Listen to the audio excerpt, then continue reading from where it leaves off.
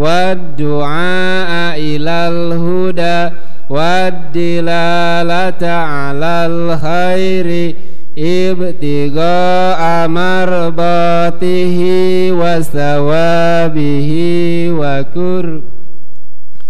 urang moal hasil ilmu angin ku genep perkara hiji kacerdasanana pek gunakeun saenyana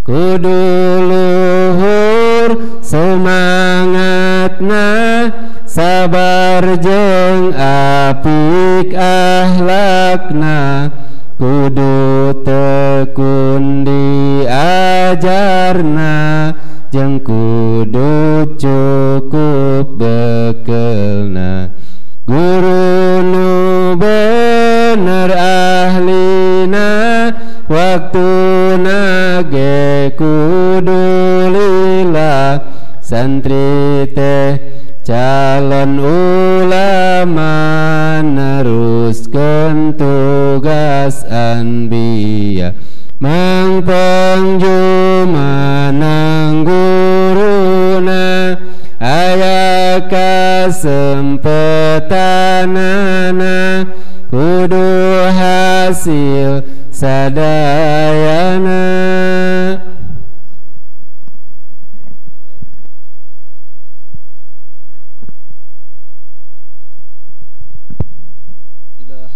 Nabi Mustafa Sayyidina Muhammadin sallallahu alaihi wasallam wa alihi wa sahbihi wa azwajihi wa dhurriyyatihi wa ahli baitihi wa ila arwahi masyayikhina wa syuyukhi masyayikhina khususan Sayyidi Syekh Abdul Qadir Al-Jailani qaddasallahu sirra wa Sayyidi Syekh Abdullah Mubarak bin Nur Muhammad Sayyidi Syekh Ahmad Sahibul Wafatajul Arifin wa khususan ila ruhi syayikhina Sayyidi Syekh Zainal Abidin Bazul Ashab Wasyidi Syekh Ibn Atta'illah Sakandari Wasyidi Syekh Abi Hamid Al-Ghazali Wasyidi Syekh Abi Abbas Al-Mursi Wasyidi Syekh Abi Hasan Asyadili Wasyidi Syekh Muhammad Nawawi Al-Bandani Wasyidi Syekh Mama Khalil Bangkalan Wasyidi Syekh Mama Bahrum Wasyidi Syekh Mama Abdul Rahman Wasyidi Syekh Haji Khawir Afandi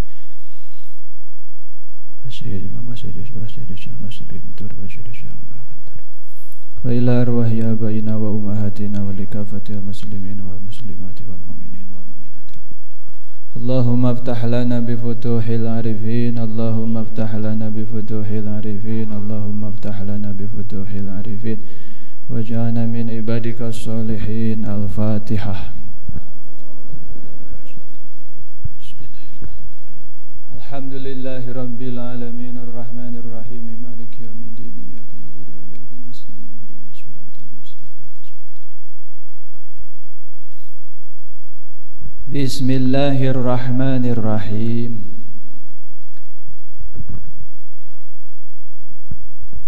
Hikmah ke-180.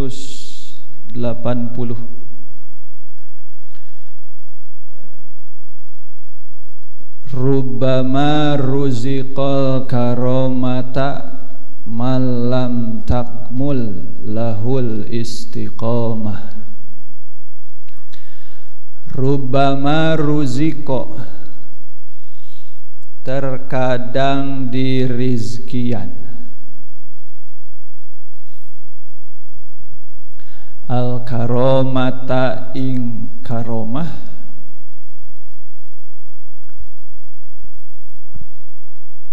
sopo man wong lam takmul kang ora sampurna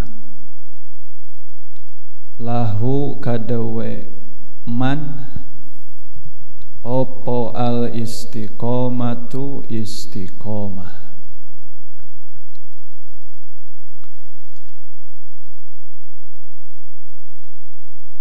Min alamati iqamatil haqqi laka fi syai'i idamatuhu iyyaka fihi ma'a husulin nataiji. Min alamati iqamatil haqqi, iku tetep satengah saking tetengger ngadegakene Allah kang maha hak laka kadewe siro fi syai'i ing dalem perkara suwiji iku idamatuhu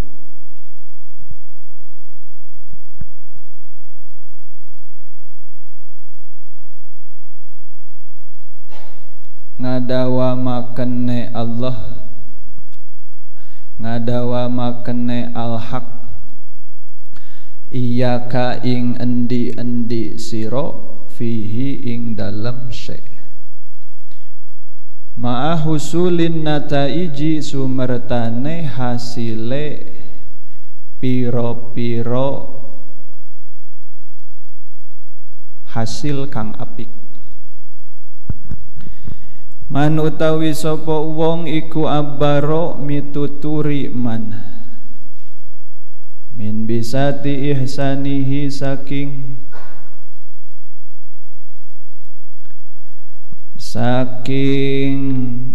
jembar kabagusane man asmatat maka menengaken hu ing man opo al isaatu kaalaan. Waman utawi sapa wong iku abbaro mituturi man min bisati ihsanillahi saking jembar kabagusane Allah ilaihi maring man lam yasmut maka ora repeh ora meneng man iza asaa tatkala gawe ala ye man tasbiku ngadingini opo anwarul hukamai piro-piro cahayane piro-piro ahli hikmah aqwalahum ing piro-piro ucapane ieu hukama fahaitsu masoro mangka ing dalem sakira-kira dadi opo at-tanwiru padang wasola maka tumeka opo at-ta'biru pitutur. Kullu kalamin utawi saban-saban larasan ya brozu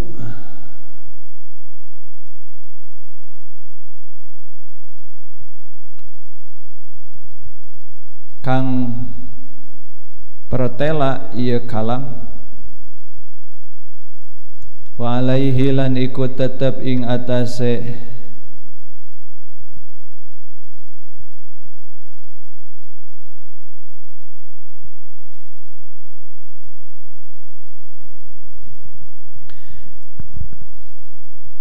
wa alaihi lan iku tetep ing atase kalam opo atawa kiswatul qalbi utawi anggoane ati alladzi kang minhu saking ieu kiswah baroza pertela ieu kalam man udzina lahu fit ta'bir mangga diaos heula.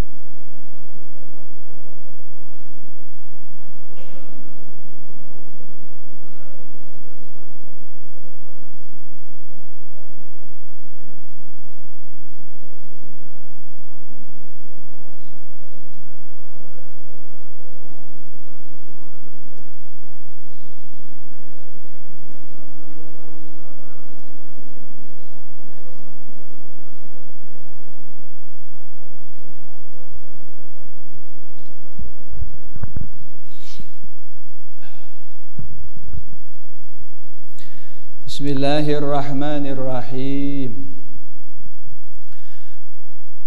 Rubbama ruziko, terkadang dirizkian. Al karomata, kana karomah. Saha manjalma lam takmul, anu can sampurna. Naon al istiqomatu, istiqomah lahu pikeun ieu man. Terkadang diberi rizki berupa karomah, yaitu orang yang padahal belum sempurna dalam istiqomahnya.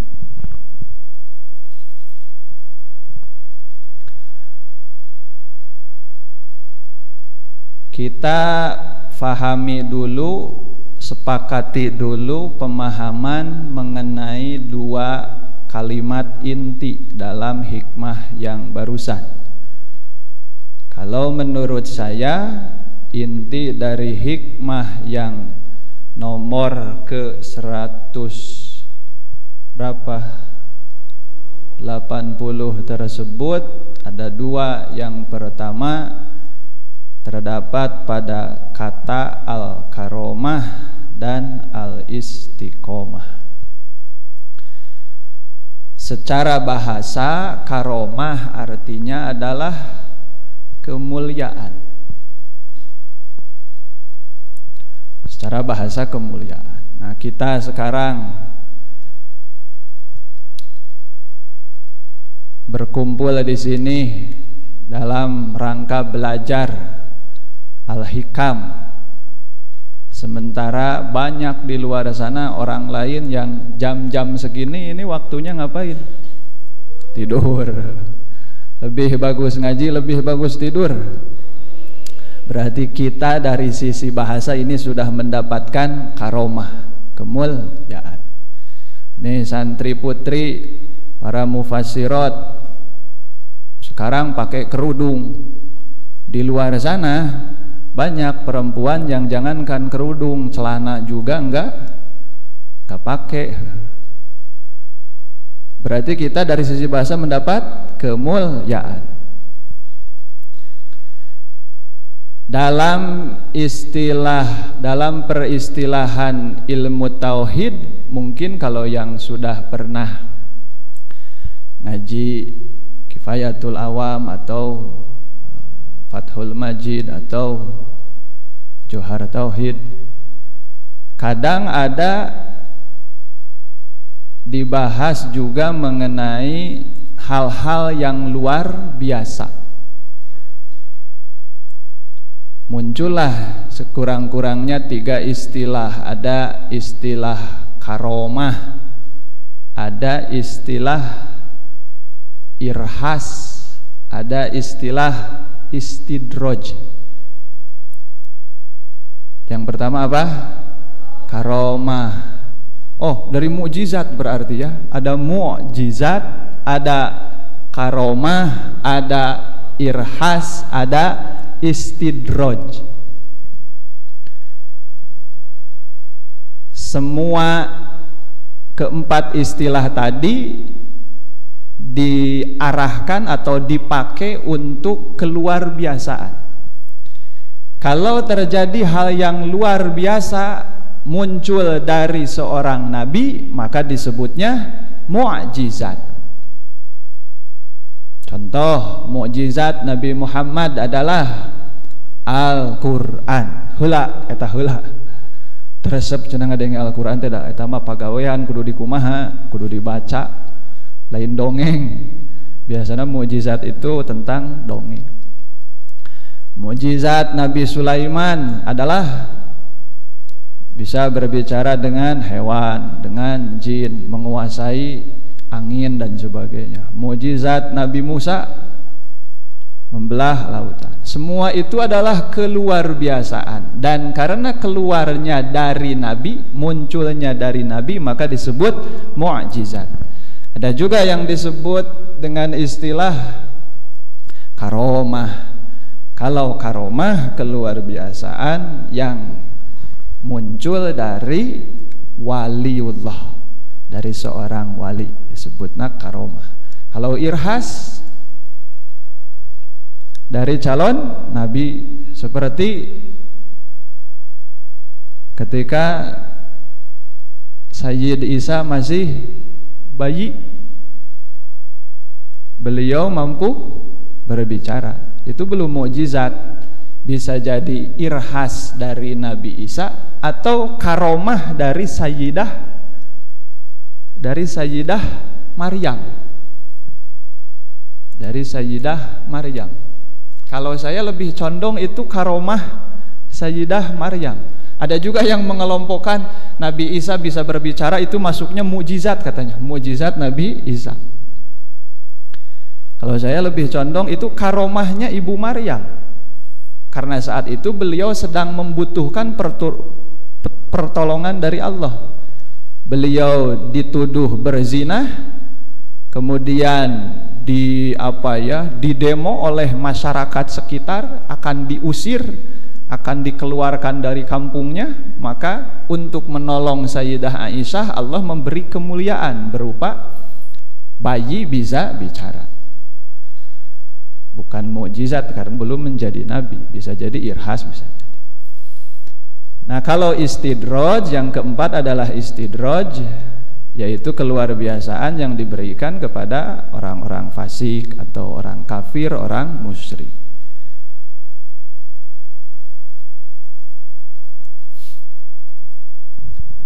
Jangan menilai baik tidaknya seseorang dari keluar biasaannya.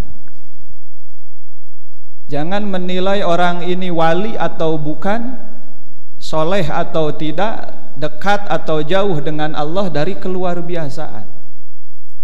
Karena yang luar biasa tidak mesti keluar dari orang soleh. Seperti barusan istidraj itu keluarnya atau munculnya dari orang fasik atau bahkan orang kafir sama sekali. Seperti tahun berapa itu, mungkin ada yang tahu, pernah mendengar Sayyid Baba? Pernah? Coba Mang Hoer mun aya dina internet teangan Sayyid Baba, orang India, rambutna keribo tepati kasep.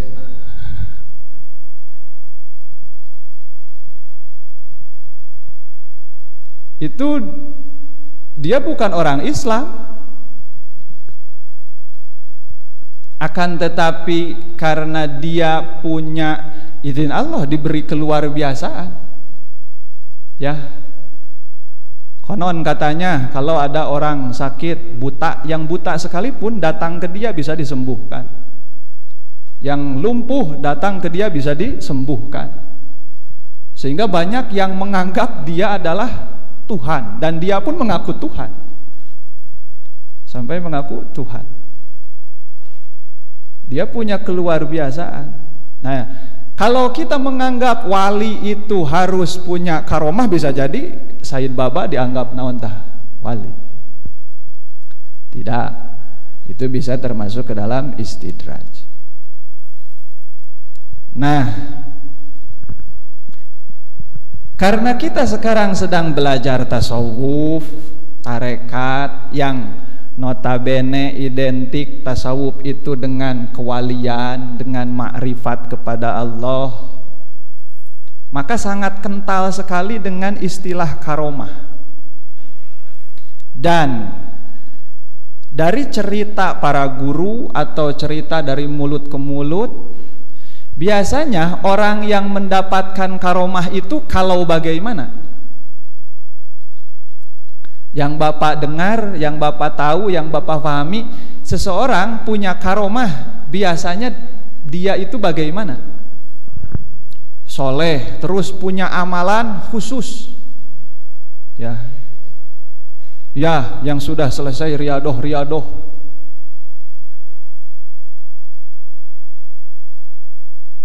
Jadi karomah biasanya diidentikan dengan amal kita, dengan ibadah kita. Jalema nu getol ibadahna, getol puasana, getol tahajudna, getol riadohna, sok bijil naon tah karomah.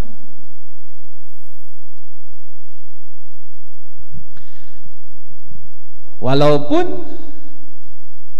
nanti dalam hikmah 126 kalau gak salah ada hikmah yang saya suka sebenarnya, seneng, yaitu kaifa tahruku lakal awaid wa anta lam tahruk min nafsikal awaid. Bagaimana mungkin akan keluar kebiasaan, akan muncul keluar kebiasaan dari dirimu kalau dirimu belum keluar dari kebiasaan. Bagaimana akan menghasilkan keluar biasaan kalau kita pun belum keluar dari kebiasaan? Isuk-isuk biasana nyanet cing atuh, paneta mah kebiasaan tah. Eureunana naon teh? Nyanet teh ku puasa, loba puasa. Peuting-peuting biasana sare cing keluar tina kebiasaan tong sare wae tapi dipake naon? Ibadah. Nanti ada nyambung dengan itu. Nah, biasanya karomah itu lahir atau muncul karena kitanya getol ibadah, rajin ibadah, dan biasanya lagi ibadahnya tersebut sudah dilakukan secara istiqomah. Ya, secara istiqomah. Misalkan istiqomah baca Yasin 40 kali setiap malam Jumat, itu akan diberi kecerdasan melebihi rata-rata dibanding dengan yang lain misalkan.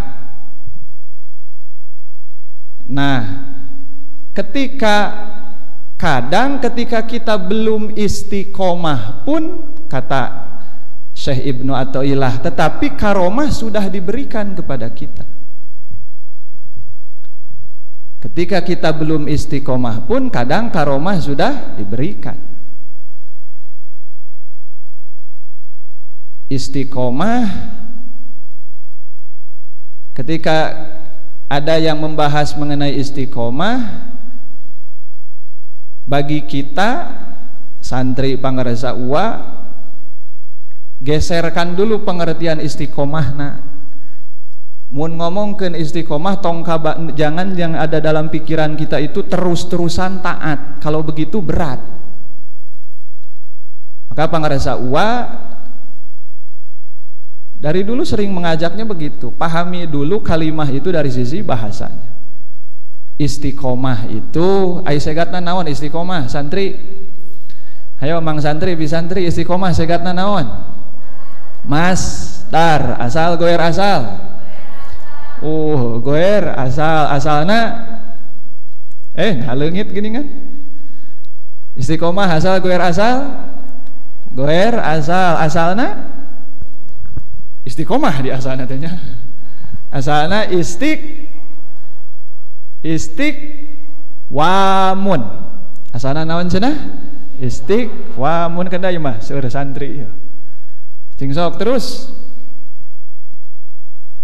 Wau harap elat diharkatan, qop harap soheh disukunkeun, teu adil maka tukerkeun harkatna qop kana wau pokna jadi istiqawmun.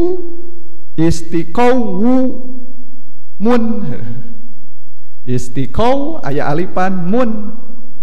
Terus wau harap elat disukun gentumi basa bada fatah temuna sabah tukerkeun kana alif pokna jadi istiqomun.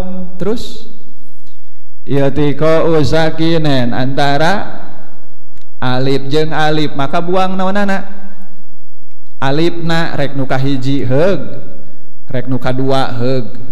Nu kadua mah wal alif masdar, nu kahiji mah alif ain fiil, terserah. Rek nuturkeun Imam Sibaweh mangga, rek nuturkeun Imam Ahfas mangga. Bisa duanana oge. Jadi weh buang alif nu kadua misalkan pokna jadi istiqomun. keur nunjukeun aya alif nu dibuang, aya wawu nu dibuang, maka gantian ku ta ditungtung jadi istiqomah.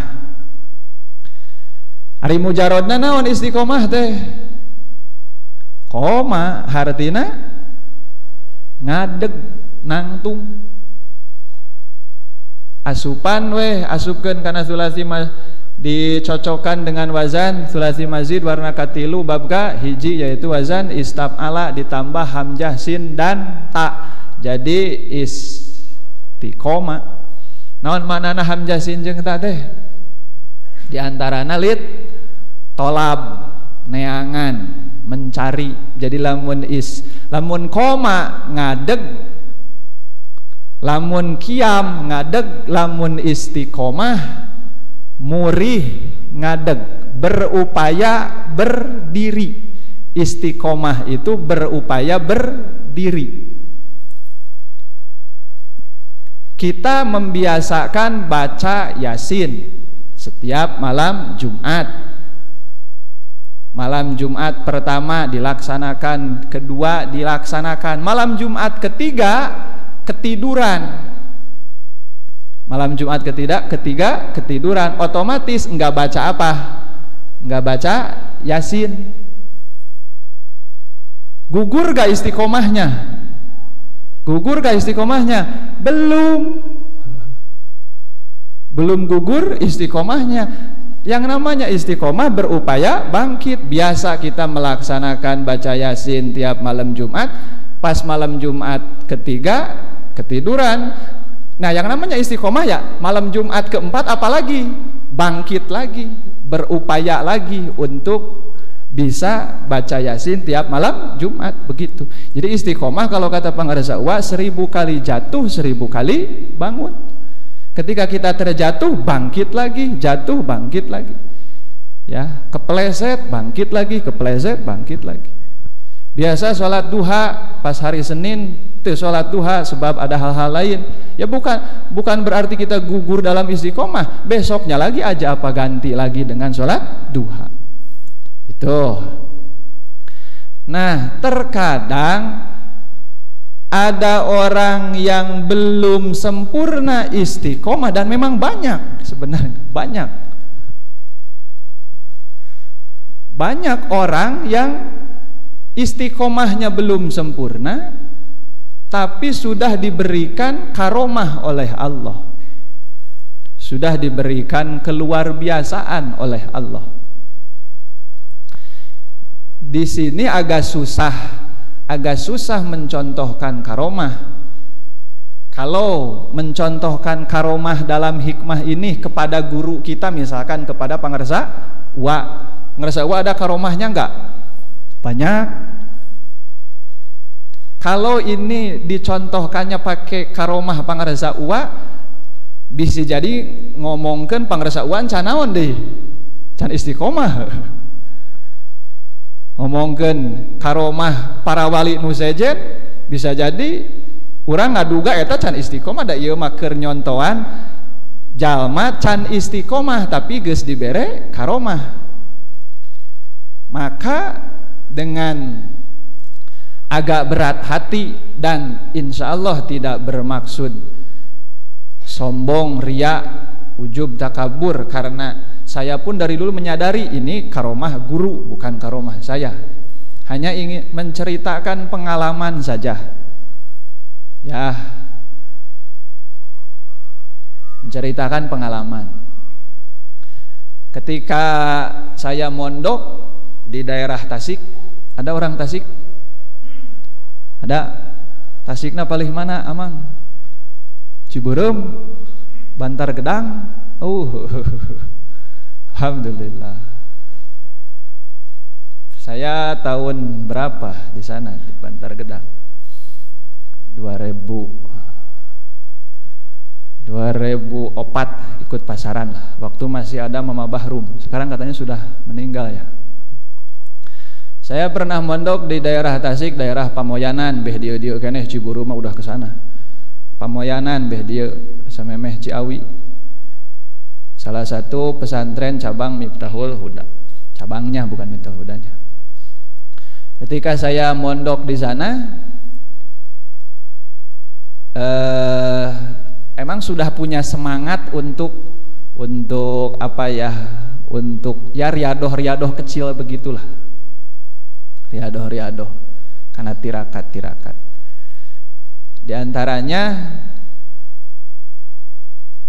karena saat itu saya berpegang pada prinsip bahwa mun keur jadi santri ripuh maka kahareupna bagja, mun keur jadi santri senang maka kahareupna moal bagja. Maka saya ngariripuh sorangan.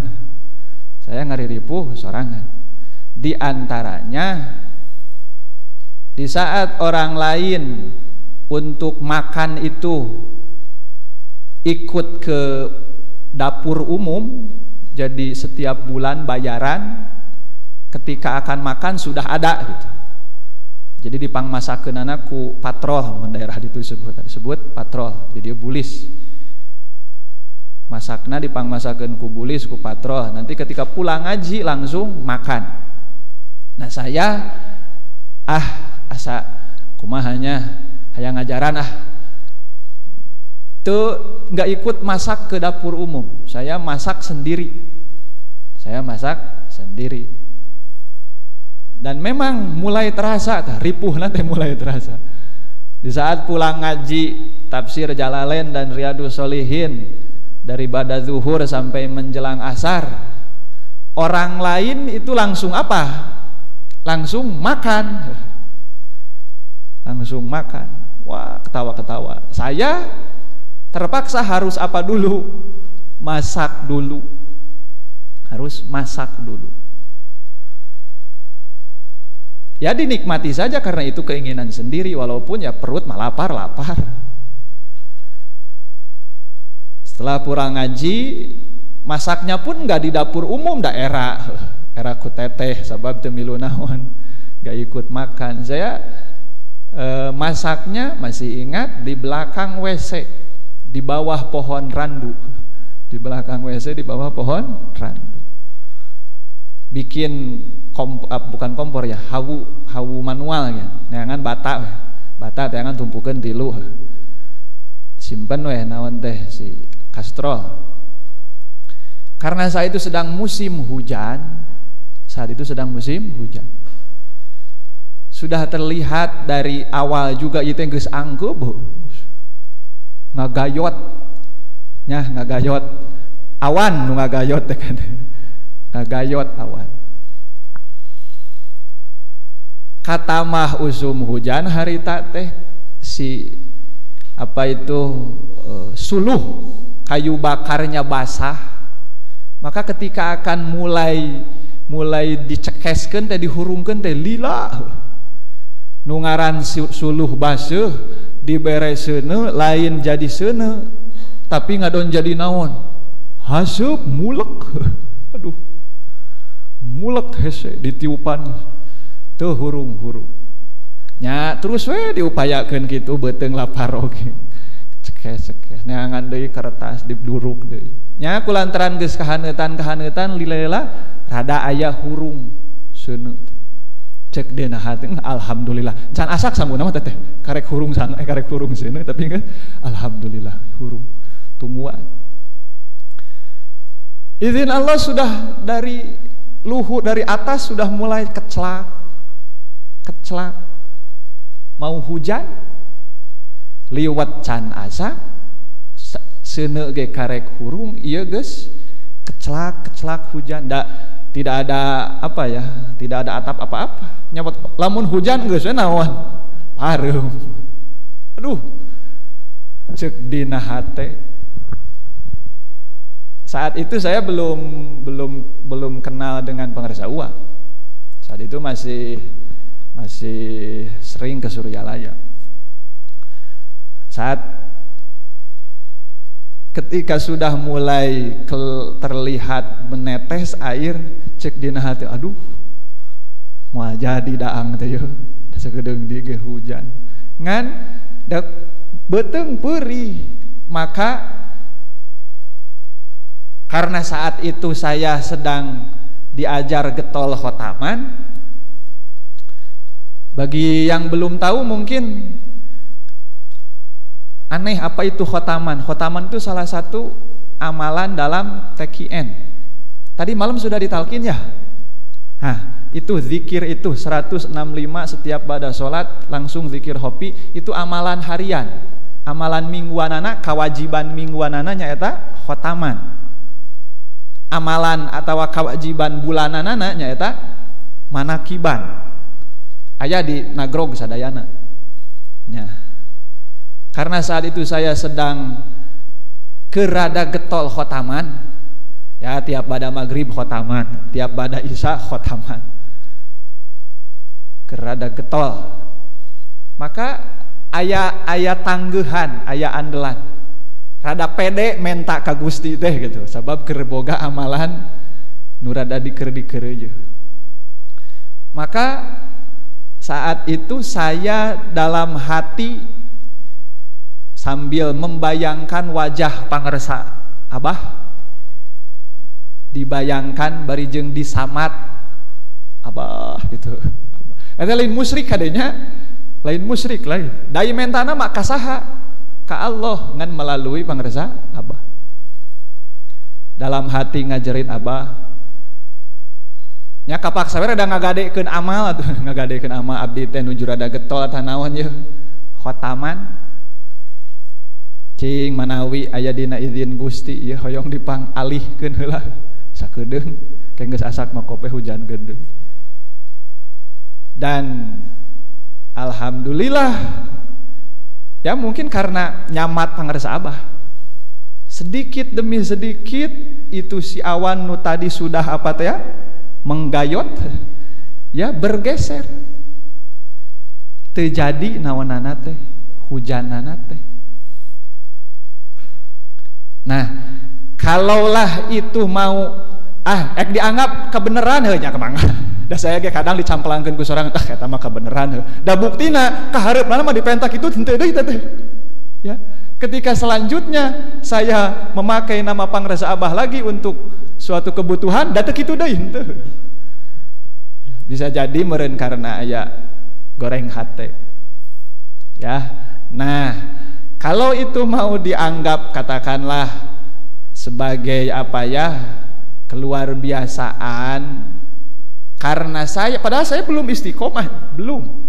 Saya belum termasuk orang yang istiqomah. Tapi dan kitu mah ya kadang diberi lah. Hanya tong diaku, tong dihayang-hayang. Mun dihayang-hayang, kalau dimau-mau, diingin-ingin, dikejar-kejar, maka yang begituan gak datang. Ya. Nah, sekarang saya salah satunya sama istri saya lagi ayeuna mah geus henteu eta, geus teu diarep-arep deui lah. Baheula beh tukang lagi berharap mau nambah anak. Ya. Eta pan kahayang, tapi da nya kitu kumaha Allah we anger tungtungna mah. Walaupun sudah ditawasulan make naon eta menta hayang nambahan budak geus di makam para wali, keur zarah wali Songo. Terus basa keur umroh geus dipenta, geus boga ijarah ka pangrasa uwa mah. Ya, hayang we disalapkeun, hayang nambahan budak li nambahan pamajikan. Nambahan budak. Tapi dah henteu wae teh. Nya. Henteu wae. Itulah mungkin itu mah berarti pangarsa uwa teh meureun lain wali, pangarsa Abah lain wali. Eta mah lain pangarsa uwa pangarsa Abahna, tapi sahana we urangna we nu naon, nu kotor. Ya, can nyambung ruhna dalam mun teh mah geus nyambung mah gampang. Gampil. Sakti nawali, sa kuat-kuatna karomah da tetep we kumaha Allah. Ya, kumaha Allah. Yo, Syekh Abdul Qadir katalahna naon eta teh? Rajana para wali. Eta lamun ngupingkeun mankobahna geuningan, eta mah teu kagok-kagok nepikeun ka gelut jeung saha? Jeung Malak Ijroil gelut, lain gelut teu parere omong. Parebut naon? Parebut ruh muridna. Dina eta dina mankobah teu kagok-kagok. Tapi da sasakti-saktina Syekh Abdul Qadir tetep we kumaha saha? Kumaha Allah. teu bisa dilawan ari Allah na nama anger we di antara sendiri eta dina mankobah aya geuningan aya hiji awewe datang ka Syekh Abdul Qadir unjukan murang kalihna naon diteuleum di mana di lautnya terus saya unjukan ka Syekh Abdul Qadir saur Syekh Abdul Qadir hejuk geura balik ayeuna mah geus aya di imah budak maneh teh balik we eta awewe teh pulang saja itu perempuan ke rumahnya pas pulang ke rumah ternyata anaknya belum hanya itu menunjukkan bahwa anger kumaha saha kumaha Allah ya jadi ulah nganggap bahwa Allah diatur ku Syekh Abdul Qadir henteu enggak jeung da eta mah dina mankobah geus katambahan ku ya bahasa manusia ya cara eta naon teh pareare omong jeung malak hijro ieu da duka kitu duka henteu teh ngan ngarah ka harti ku otak jalema dikitu ya beuting si Abdul Qadir gaduh adab gitu ka malaikat kumaha gitu jadi tetep we kumaha Allah da intina mah eta ya diajar riadoh naon wae ibadah naon wae tujuan utama mah ngarah urang gampang diatur ku Allah lain ngarah urang gampang ngatur Allah tapi ngarah urang gampang diatur ku Allah cek Allah salat cek Allah puasa cek Allah sedekah cek Allah sing ikhlas nah begitu jadi jangan heran kalau ketika kita sedang belajar istiqomah mengamalkan satu amalan mengamalkan dzikir khotaman atau apapun itu ternyata Allah sudah memberikan karomah kemuliaan keluar biasaan dan jangan terjebak dengan karomah karena karomah itu adalah ujian coba naha urang terek eureun apakah kita berhenti beramal ketika mendapatkan karomah atau terus beramal karena memang tujuannya adalah keridhaan Allah bukan untuk mendapatkan istiqomah. Hikmah selanjutnya min alamati iqamatil haqqi laka min alamati iqamatil haqqi laka fi syai'i sebagian dari tanda menetapkannya Allah kepadamu dalam satu hal idamatuhu iyyaka fihi idamatuhu iqamatuhu ya yang di kitab itu iqamatuhu idamatuhu sama iqamatuhu iyyaka yaitu menetapkannya Allah kepadamu fihi dalam hal tersebut ma'a husulin nataiz disertai hasilnya tujuan atau buah hasil. Sebagian tanda Allah menetapkanmu dalam satu keadaan adalah Allah menetapkanmu dalam keadaan tersebut disertai hasil keinginan. Ini kalau dilihat dalam Iqadhul Himam disebutkan bahwa hikmah ini nyambung atau kelanjutan sambungan dari hikmah nomor 2. Dari hikmah nomor 2. Malam sudah hikmah nomor 2. Baru hikmah nomor 1. Nanti ada hikmah nomor 2. Naon teh? Iradatukat tajrida ma'a iqamatillahi iyyaka fil asbab minas syahwatil khafiyah wa iradatu kal asbab ma'a iqamatillahi iyyaka fit tajrid inhitatun anil himmatil aliyah.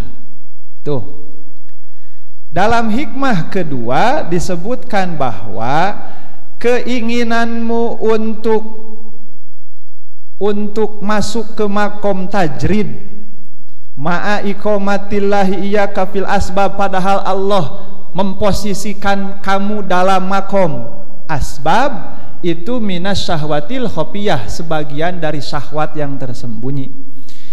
Nanti mungkinlah sama Kang Haji lebih jelasnya. Dalam terminologi tasawuf ada yang disebut makom asbab, ada yang disebut makom tajrid. Yang pertama apa? Asbab, yang kedua apa? Tajrid. Makom asbab itu kita harus berupaya untuk mencapai tujuan. Mau dapat uang harus berupaya, mau dapat ilmu harus ngaji. Itu makom asbab. Sedangkan makom tajrid adalah geus teu butuh nu kitu, sudah tidak butuh sebab-sebab. Sebab beunghar kudu usaha, sebab pinter kudu ngaji. Tah, yang di makom tajrid sudah tidak memakai sebab lagi. Jadi dia bisa kaya tanpa upaya. Jika nu ngalamun, bisa pinter tanpa ngaji. Adakah hal yang begitu? Ada, tapi harus ada upaya dulu tetap. Tetap harus ada upaya dulu. Nah, kalau kita masuknya yang mana nih? Asbab apa tajrid? Asbab. Karena kita kalau mau uang harus apa dulu? Usaha dulu. Mau tahu, mau ilmu harus ngaji dulu.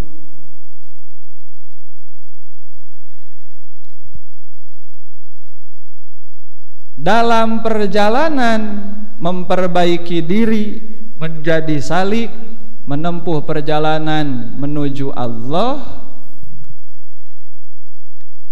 kebanyakan masih berada di makom asbab.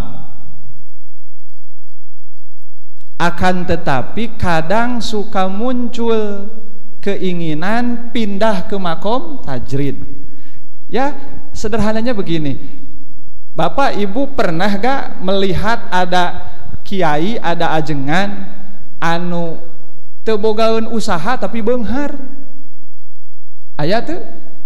Aya, sok hoyong sapertos kitu hoyong. Mau gak begitu mau? Keinginan seperti itu syahwat tersembunyi, itu syahwat. Keinginan nafsu. Dalam hikmah yang ke-182 ini menjelaskan mengenai apa sih tanda-tanda apakah kita ini makom tajrid atau asbab. Kalau dalam hikmah kedua nanti dijelaskan bahwa keinginan untuk pindah ke makom tajrid padahal Allah memposisikan kamu dalam makom asbab itu syahwat tersembunyi.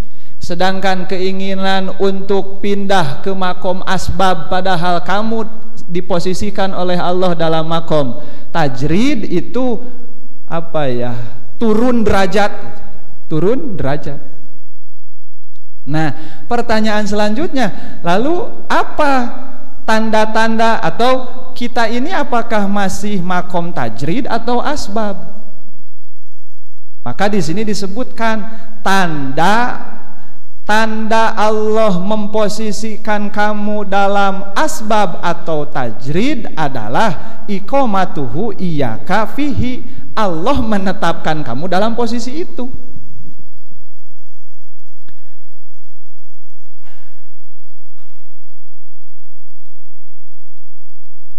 Nanti tajrid itu dalam beberapa hal. Ada contoh tajrid dalam ilmu, bisa jadi nggak harus ngaji lagi, tapi Allah langsung memberi walaupun sebelumnya pernah ngaji. Atau dalam harta tidak perlu berupaya keras lagi, tapi harta datang atau uang ada, bisa makan, bisa pakai baju, bisa tinggal di bangunan dan sebagainya.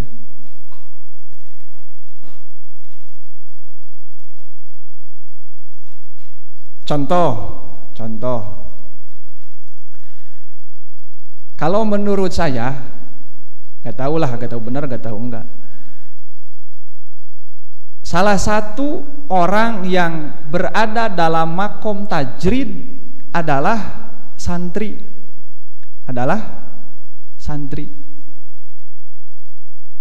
Karena santri untuk bisa dapat makan, bisa pakai baju, bisa tidur di rumah atau apa di bangunan, itu tidak harus berupaya dulu. Santri tiap bulan uang kiriman datang enggak? Tapi kudu naon? Kudu usaha tuh? Enggak. Ya contoh kecil-kecilan lah santri. Menurut saya santri itu sudah makom tajrid dalam bidang makan. Tajridna ke dalam bidang makan. Sebab teu kudu usaha heula geus dibere.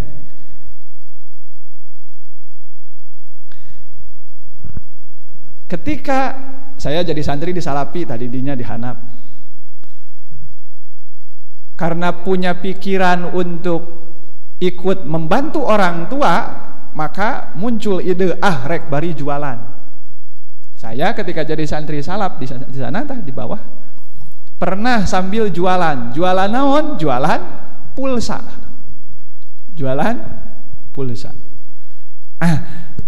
Kalau misalkan ya benar bahwa santri itu makom tajrid dalam bidang apa?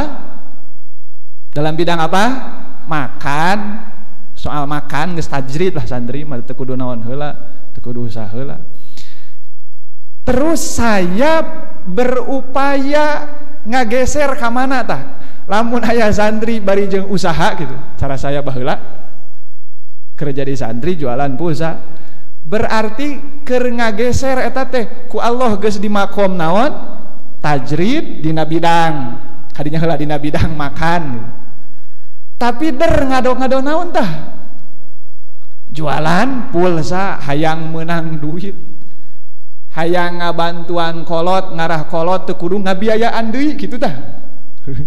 Geus ditanggung ku Allah, tapi ngageserkeun sorangan ku cara jualan pulsa.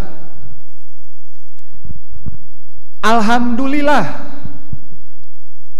ta eta merenya nu disebut bieu teh tah iqamatuhu iyyaka fihi. Jadi terjal oge urang hayang pindah makom tina tajrid kana asbab atawa tina asbab kana tajrid, ari ku Allah ditetepkeunana didinya mah nya didinya we moal bisa pindah moal. Ya.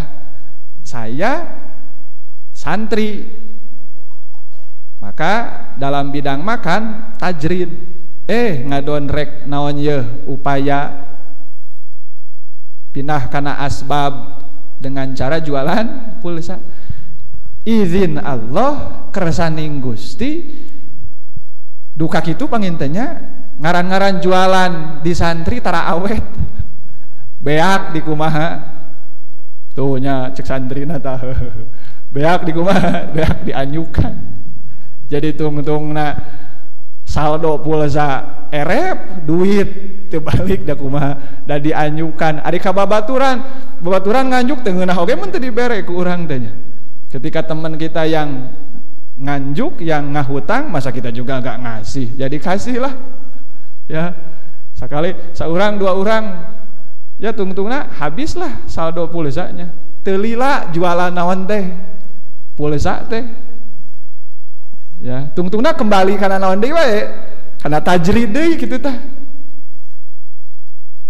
Begitu juga sebaliknya ketika Anda dalam makom asbab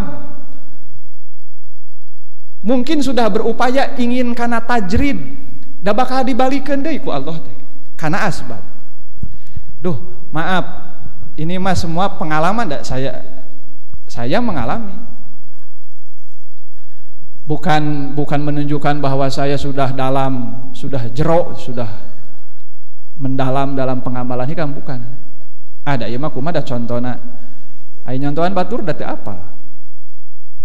Ya, saya ditinggal di Azainiyah sudah berumah tangga untuk kebutuhan sehari-hari banyak yang ditanggung jawab oleh Pangresa Umi lah. Seperti untuk beras sudah gak perlu mikir-mikir lagi ku Umi bager. Pasti we nanyakeun aya keneh beas eueuh cokot. Untuk beras yang begituan udah gak perlu mikir-mikir lagi. Akan tetapi kan ya namanya manusia, anak istri butuh jajan biasa jajan. Ya butuh uang tetap. Maka untuk kebutuhan sehari-hari seperti itu, saya ngajar di sekolah ongkoh, ngajar di santri mah teu digaji henteu, da moal digaji moal. Di sekolah mah ada setengah kuli lah. Ngajar di sekolah, ya alhamdulillah aya gaji lah. Aya gaji duit, gaji ieu mah da eueuhan. Aya gaji. Ya, terus sama Pangresa Umi juga dikasih warung-warungan, ngawarung di santri. Alhamdulillah aing geus tunya bener. Tadi mah kerja di santri ngawarung naon wae. Bangkrut wae. Ari geus jadi santri mah ngawarung da lumayan rada awet lah. Dan bener sendirinya posisina. Ya, ngawarung oge ongko. Dalam hati beberapa kali muncul di pikiran, umur teh lumayan lah geus sekolot. Aduh, sekolotnya aya 3 genep 7. Sudah punya pikiran begini, mau berhenti ngajar di sekolah teh. Watren ge rek di keun we sina ku barudak sepenuhna diurusna geus semuanya naon-naon. Rek mau apa selanjutnya saya cek dina otak tah harita. Rek fokus kana ibadah. Rek cicing we di kamar ngadekul nyieun anak lain. Ngadekul ibadah. Pikiran teh kadinya. Itu sepertinya benar, itu sepertinya bagus itu. Saha nu nyebutkeun goreng atuh rek ibadah. Tapi seberapa keras pun saya pingin lepas ngajar di sekolah, pingin melepaskan watren supaya sepenuhnya sama santri, gak berhasil. Ya, gak berhasil. Jangankan untuk lepas sepenuhnya dari sekolah, mau mengurangi jam saja, jam pelajaran, gak bisa, susah. Ya susahnya bagaimana? Eueuh deui. Kapaksa we kudu ku urang. Mau seberapa kuat pun ingin bergeser kana makom tajrid teh ya, rek ngadekul ibadah we, moal usaha-usaha, moal kudu ngajar interaksi jeung jalema rek ngadekul ibadah. Da can diizinan ku Allah mah nya kitu we terus. Maka kalau kita bertanya apakah saya makom tajrid atau asbab, lihat aja sekarang. Kita untuk mendapatkan nasi, mendapatkan uang perlu berupaya dulu enggak? Kalau perlu ya itulah kita berarti di makom asbab, dan nikmatilah itu. Jalanilah itu, enggak perlu aduh jigana ngeunah ningali ajengan anu mah upaya henteu tapi duitna loba. Jangan berkeinginan ke sana. Nikmati saja yang ada.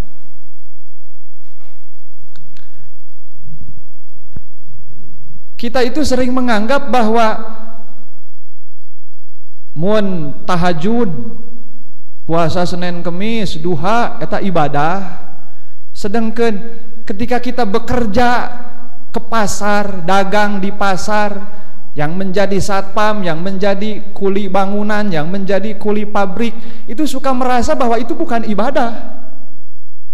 Jadi merasa lebih mulia orang yang tahajud malamnya, siangnya puasa daripada kita yang kuli bangunan, yang bekerja di pasar, yang bertani, merasa itu bukan ibadah.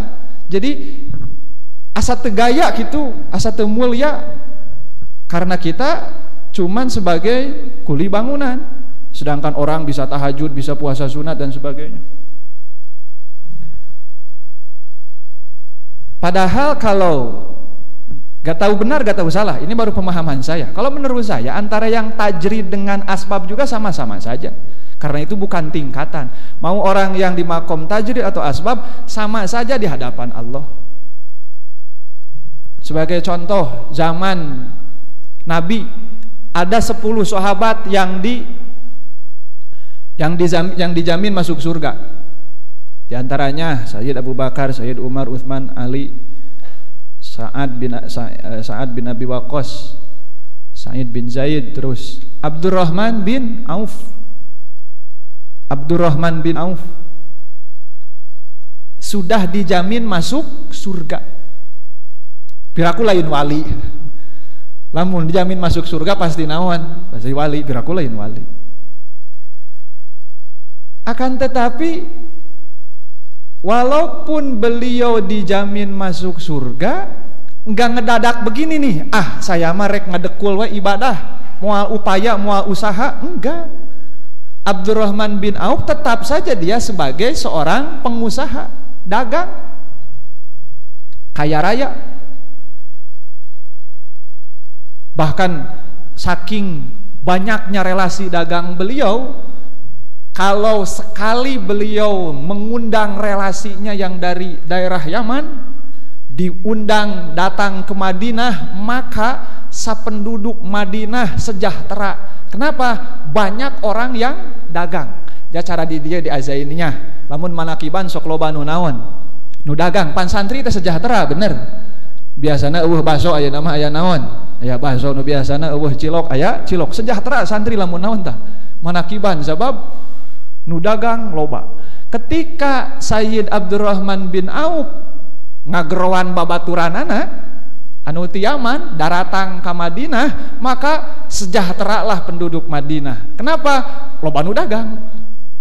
Ya, roda perekonomian berputar. Nu biasa nama dagang teh sepi aya nama banyak yang beli sebab banyak orang yang berdatangan. Beliau kaya raya dan beliau pedagang, tidak meninggalkan kerja dagangnya hanya karena ingin ibadah. Ya, orang bisa jadi orang mulia, orang jadi wali karena dia berupaya, karena dia dagang, karena dia tani, karena dia kerja pabrik, karena dia satpam. Jangan nganggap orang soleh pisurgaeun atawa wali teh eta we nu diudang, nu dipeci, nu dijas, nu tukang ceramah, nu loba santrina, loba jamaahna, mun batur papanggih jeung manehna cium tangan bulak-balik. Enggak, bisa jadi yang wali itu yang duduk di pojokan. Ya. Jangan menganggap atau memuliakan orang hanya karena dari penampilan, enggak. Nah, gitu. Jadi salah satu tanda bahwa kita berada di makom asbab atau tajrid, ya Allah menetapkan kita di sana. Satu orang manusia bisa jadi dia ya asbab ya tajrid bisa jadi. Misalkan dalam bidang ilmu dia asbab, kudu ngaji heula, harus baca dulu, mutolaah dulu untuk ngomong dan sebagainya. Tapi dalam bidang harta, makan dia sudah tajrid bisa jadi. Ya, dan tidak ada perbedaan kemuliaan dari keduanya. Jadi ingat satu hadis Nabi yang diriwayatkan oleh Abi Hurairah. Bisi pajarkeun anu mulia teh anu tukang salat, tukang puasa bisi nu kitu. Kita yang bekerja dimanapun sebagai apapun itu mengandung unsur kemuliaan. Nabi Muhammad SAW bersabda, Inna minadzunubi dzunuban. Sesungguhnya dari sebagian dosa terdapat dosa. La yukaffiruhas sholatu, yang tidak bisa ditebus dosanya, tidak bisa dihapus dosanya dengan sholat. Walas siyamu, tidak bisa ditebus dengan puasa. Walal haju, tidak bisa ditebus dengan haji. Walal umratu, tidak bisa ditebus dosanya dengan umroh. Ada satu dosa yang tidak bisa dikifarati, tidak bisa dilebur dosanya. Ku sholat teu bisa, ku puasa teu bisa, ku haji teu bisa, ku umroh teu bisa. Maka Sayyid Abi Hurairah naros, wa ma yukaffiruha ya Rasulullah, bagaimana cara menghapus dosa tersebut? Maka kata Nabi, bil humumi fitolabil ma'isyah. Dosa tersebut hanya bisa dihilangkan dengan susah payah dalam ma'isyah, mencari nafkah, mencari kehidupan. Ya. Ada kemuliaan di sana juga. Tidak perlu. Pokoknya lamun orang kalau kita punya keinginan untuk berada pada makom tajrid, pasti we eta mah nafsu. Sabab hayang nyantai, mung usaha deui. Ya, hayang kari nampak tak kitu, pasti nafsu eta mah. Yang harus kita lakukan adalah jalani saja makom kita, baik makom asbab ataupun tajrid. Anda yang sudah tajrid dalam bidang rezeki, dalam bidang harta, ya sudah, nikmati saja itu. Itu kudu hayang usaha deui, terterjal segala rupa. Ya da moal bisa. Anda yang sudah tajrid dalam bidang ilmu, ya nikmati dan syukuri. Seterusnya, man abaro, man sahajalma abaro anu mituturi mapatahan. Duh, ini sudah mulai masuk ke hikmah yang khusus bagi tukang dadawuh, penceramah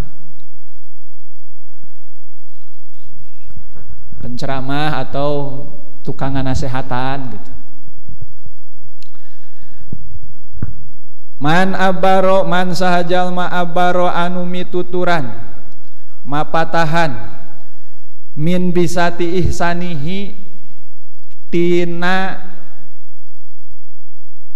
kaalusanana eta jalma asmatat hul isaah, maka bakal ngarepehkeun ka eta jalma naon al isaah gawe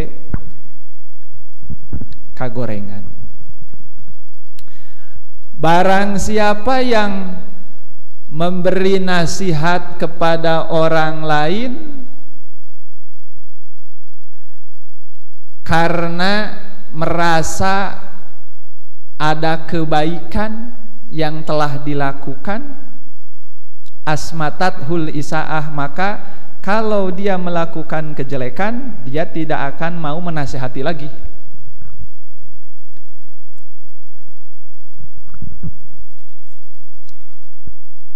Barang siapa yang menasihati orang lain karena merasa banyak amal baik, maka ketika dia melakukan kejelekan, dia tidak akan mau menasehati lagi. Bisa dipahami enggak? Tina terjemah eta.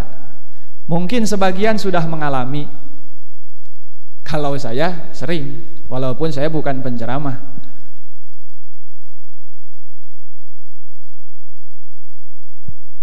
Orang yang, kalau ini nyambungnya dengan hikmah nomor 1 ini, orang yang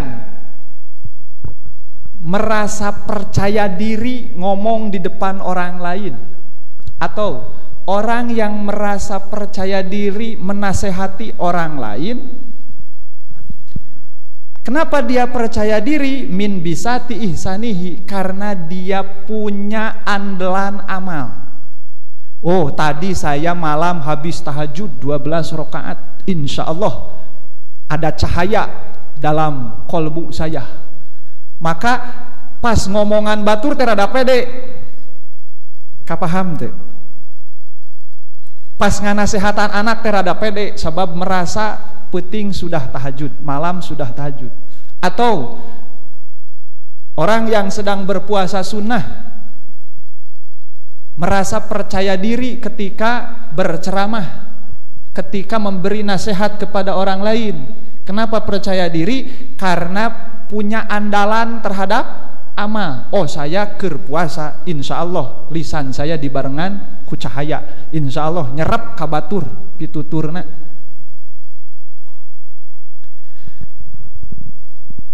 Nah, saya itu sering mengalami begitu.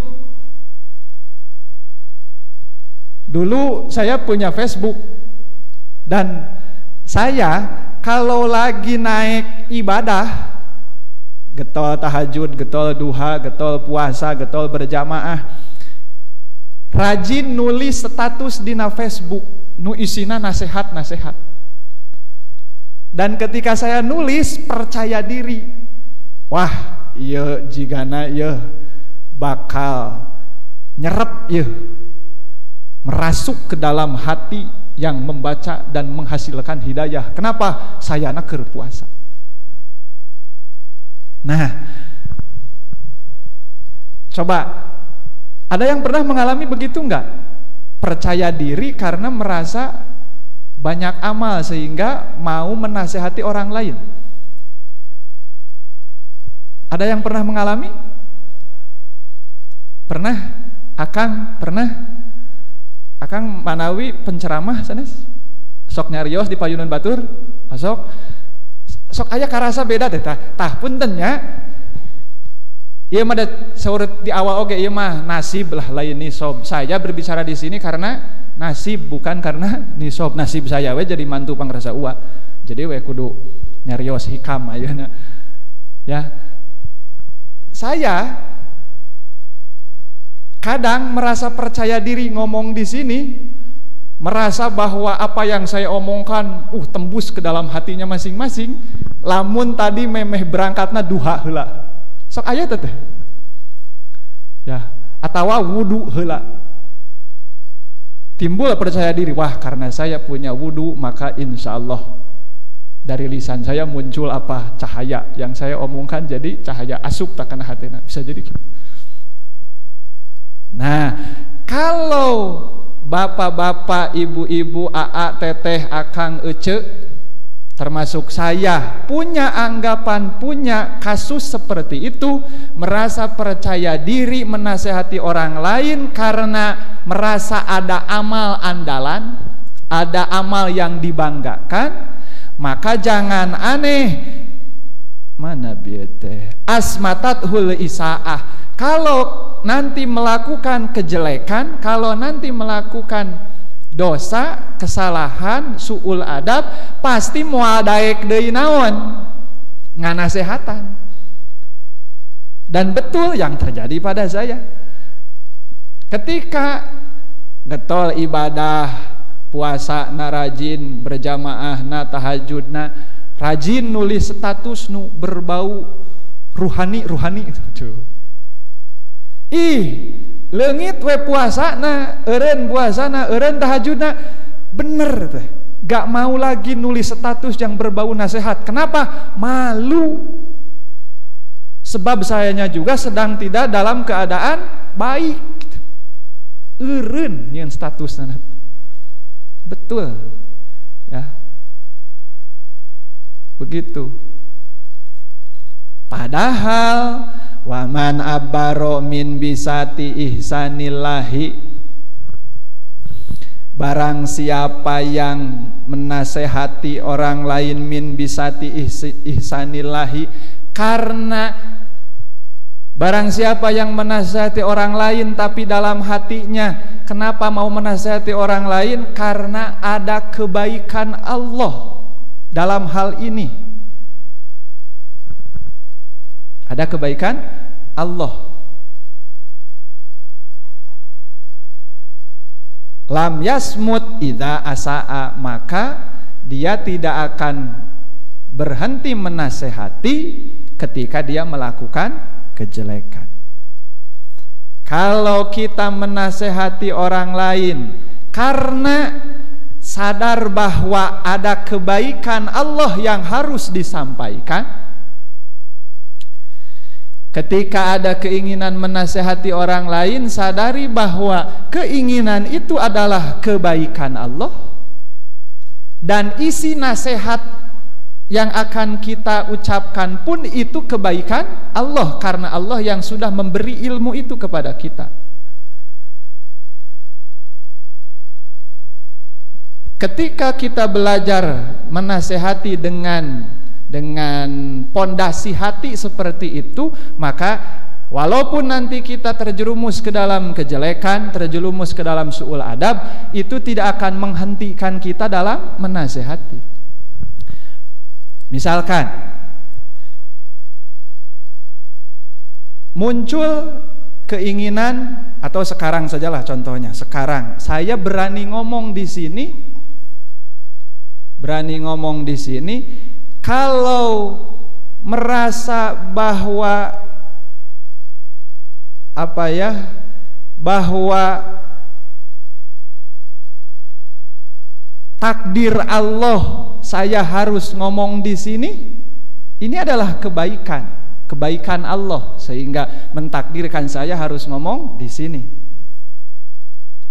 Saya sadarnya ke sana, ini bukan karena saya mampu, tapi ya mah bager we Allah memposisikan saya di sini.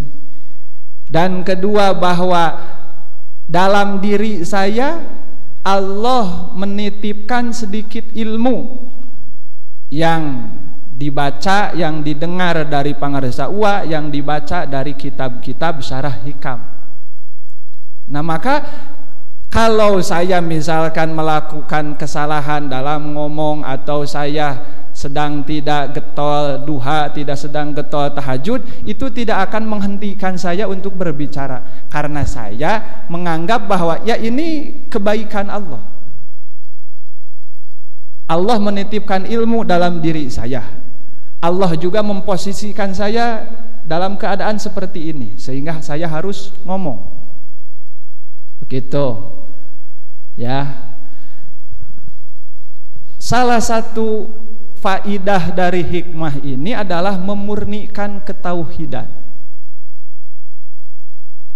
Nih yang belakangan sedang saya upayakan untuk diamalkan, yaitu hikmah ini dan hikmah nomor ke-1. Hikmah ini dan hikmah ke-1 menurut saya salah satunya maknanya adalah untuk memurnikan ketauhidan.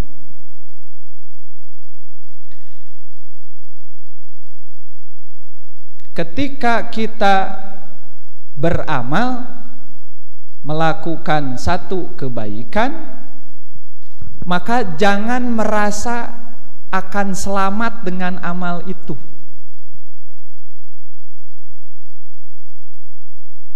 Kalau kita sedang rajin tahajud, rajin puasa, rajin duha dan sebagainya, jangan merasa bahwa dengan amal itu kita akan selamat. Kalau dalam hikmah ini, dengan amal itu jangan merasa bahwa nasihatmu akan diterima orang lain, karena itu mengandalkan amal. Tapi harus mengandalkan Allah. Jadi ketika kita sedang sholat, mungkin kita merasa senang, bahagia. Kenapa? Karena kita bisa sholat, dan kita merasa bahwa sholat ini yang akan membawa kepada surga. Nah, gak boleh. Berarti kita mengandalkan amal, kita tidak mengandalkan Allah. Nah, dalam hikmah ini juga sama, hanya ini lebih diarahkan kepada menasehati, tidak dalam keseluruhan amal saja. Barang siapa yang bergerak menasehati orang lain, tapi dalam hatinya ada kesadaran bahwa ini karena kebaikannya saya mampu melakukan nasihat ini, saya baik, orang lain tidak sedang dalam keadaan baik, begitu. Maka suatu saat ketika orang itu tergelincir ke dalam kesalahan, dia tidak akan mau menasehati lagi. Kalau dalam hal ini bagus juga kalau dipakai hadis yang berbunyi wa'muru bil ma'ruf wa illam taf'alu. Perintahkanlah orang lain melakukan kebaikan, wa illam taf'alu, walaupun kamu belum melakukan. Wanhau anil munkari fa illam tanhau. Laranglah orang lain dari melakukan kejelekan walaupun kamu belum menghindarinya. Nah, hampir samalah dengan hikmah ini. Selanjutnya tasbiku anwarul hukama'i. Tasbiku mendahului. Sudah dilogat belum? Tasbiku ngadingini opo anwarul hukama'i piro-piro cahaya. Tasbiku miheulaan naon anwarul hukama'i cahaya ahli hikmah, aqwalahum kana ucapanana. Ahli hikmah di sini bukan ahli hikmah dalam kebiasaan kita. Di kita yang disebut ahli hikmah itu adalah ahli doa ya. Ahli doa, ahli obat. Tuh mun hayang laku usaha minta ijazah wirid ka Kiai anu disebutna ahli hikmah. Bukan. Ahli hikmah di sini adalah orang yang ahli kebijaksanaan. Hikmah itu. Ya seperti ini, hikam itu adalah kumpulan hikmah. Nah, Syekh Ibnu Athaillah itu adalah ahli hikmah. Cahaya ahli hikmah,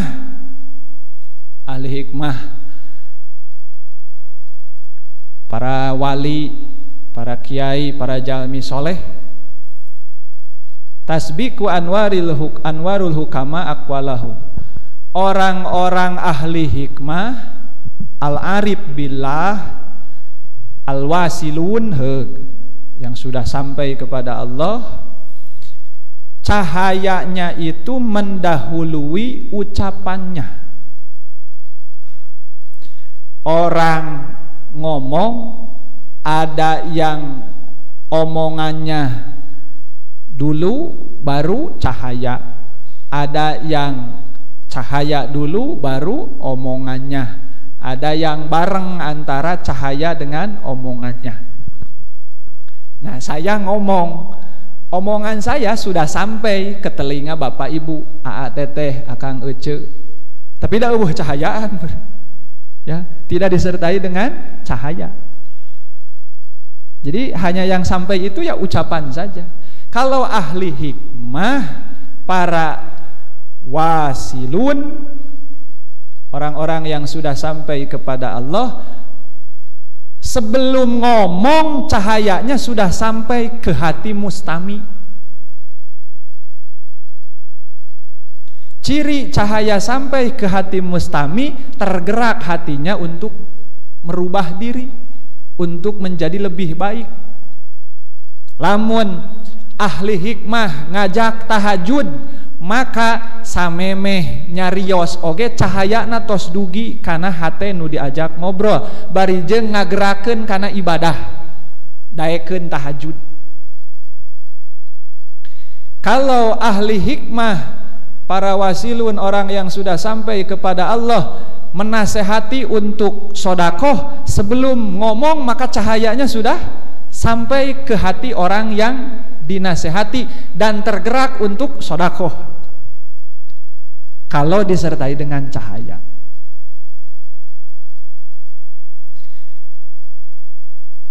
Pangresa uwa kantos nyarioskeun salah satu buktos bahwa tasbiku anwarul hukama aqwalahum, bahwa cahaya orang ahli ma'rifat, cahaya para wasilun, para wali Allah mah miheulaan ucapanana.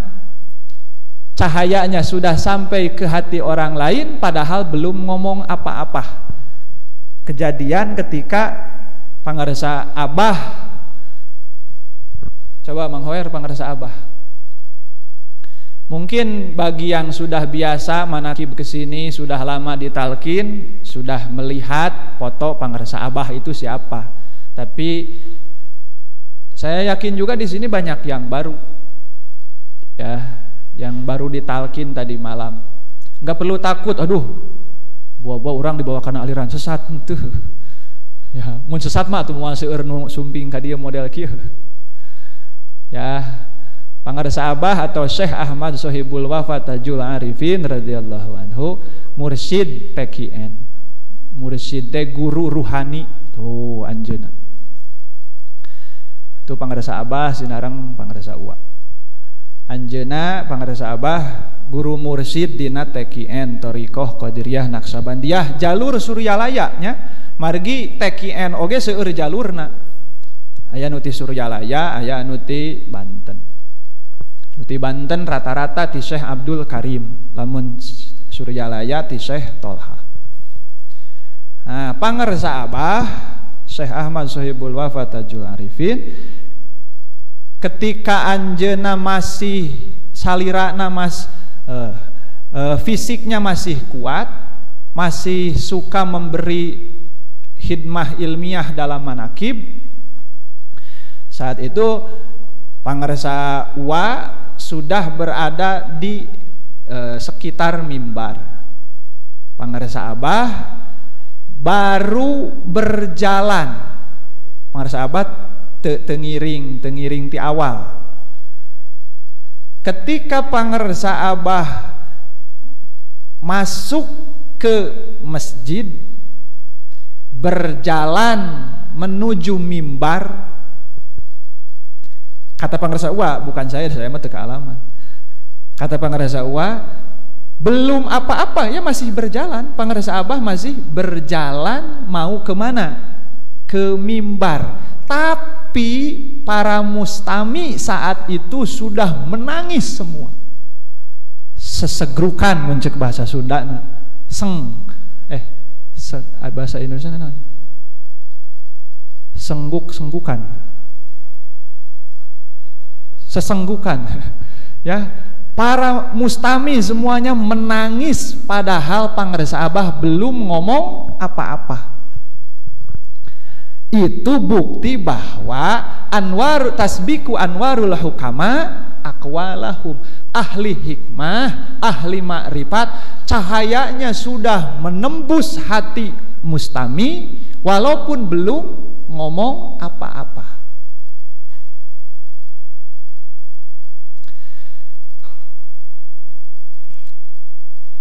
Bukan bermaksud untuk kultus kepada guru, diantaranya Pangarsa Uwa. Saya sering mengalami kalau sedang jihad disebutnya di Azainiyah, santrina sok jihad, tapi jangan menganggap teroris karena jihadnya bukan ngangkat AK-50 lain ngangkat basoka, bukan jihad perang tuh. Jihad di Azainiyah mah ngangkat pacul, mawaan taneuh, ya mawaan taneuh. Ketika sedang jihad, Pangarsa Uwa sok ngontrol, dan apa ya, itu gak tahu, bisa jadi mungkin karena saya mahabbah kepada beliau. Ketika sedang letih-letihnya, capek jihad di bawah terik matahari, macul atau nyungkal ku garpuh dan sebagainya, ngakutan batu, ngakutan tanah, panas. Ketika datang saja Pangarsa Uwa ngontrol lewat, beliau gak banyak-banyak ngomong, gak ngasih es cendol atau apa-apa yang seger-seger, tapi hanya beliau senyum begini, sambil senyum sambil ngomong, jihad, sakitu saja itu melahirkan apa dalam diri saya, melahirkan semangat. Eleh ku senyum kabogoh eleh, ya ku senyum kabogoh mah malah yang mojok kan. Iya, dengan senyum begitu saja sudah apa ya, karena hati teh semangat. Atau kalau Pangarsa Uwa dulu ketika sedang manakiban, yang saya selalu ingat dan saya tergerak untuk melakukannya adalah beliau sebelum memulai hidmah ilmiahnya, sebelum ceramah apa-apa, yang beliau ucapkan adalah ngajak takwa. Ucapannya biasa aja begitu. Insyaallah sadayana nu darongkap ka dieu lain tina karena kehebatan Uwa, tapi urang sami-sami diajar ningkatkeun katakwaan. Ngomong begitu doang sama dengan saya barusan ngomong begitu, tapi beda efeknya ketika diucapkan oleh beliau, karena hati teh ada dorongan untuk urang tingkatkeun katakwaan teh hayang gitu. Nah, kalau bagi saya itulah tandanya bahwa omongan seseorang disertai dengan cahaya, jadi ngahasilkeun hidayah. Kan orang ngomong itu ada yang hasil pengetahuan saja, nambah ilmu, isukna kaburangan kene sholat subuh teh. Ya, rata-rata kan begitu. Tabligh akbar. Tabligh akbar. Saha mubaligna Ustad anu, Kiai Haji anu. sakumaha panggungna, panggungna ge genep kali 12. Sonna ge paranti dangdutan ya teman. Nah, bener imah tadi make son eta. Terus sabaraha jamaahna ribuan. Salapang pinuh. Tabligh akbar di Nararaga Muludan. Nepikeun ka jam baraha, nepikeun ka jam 1 peuting. Isukna pas jamaah subuh areueuh kabeh. Bahkan loba nu teu salat. Uluh eta tabligh akbar. Ya begitulah ya, wajar karena yang diisinya cuman apa? Otak, ilmu saja. Ai cahaya nama ada ubuhan. Bisa jadi begitu. Atau ada juga yang jamaahnya banyak tapi cahaya juga ada, bisa jadi. Hanya sangat jarang sekali orang yang omongannya disertai dengan cahaya. Termasuk saya tidak mengakui cahayaan. Wah, orang mah lepeng poek. Ya, jangankan cahaya untuk diberikan kepada yang lain, diri sendiri juga masih kekelebekan, susah. Ya. Nah, orang yang ahli hikmah, ahli ma'rifat, omongannya itu cahayanya mendahului omongannya. Belum ngomong apa-apa tapi sudah mampu menggerakkan hati orang lain, sudah mampu menghasilkan hidayah bagi orang lain. Fahaitsu masara tanwir wa salat ta'bir. Ya, sekira-kira ada cahaya maka sampailah takbir, omongannya, nasihatnya, isi nasihatnya. Oh, gitu.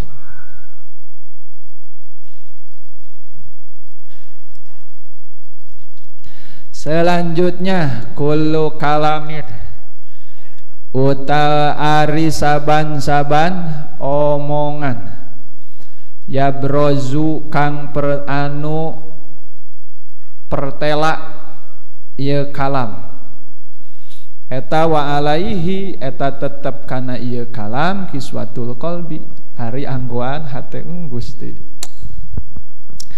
Setiap ucapan yang keluar dari mulut kita, maka dari ucapan itu terdapat kiswatul qalbi, pakaian hati.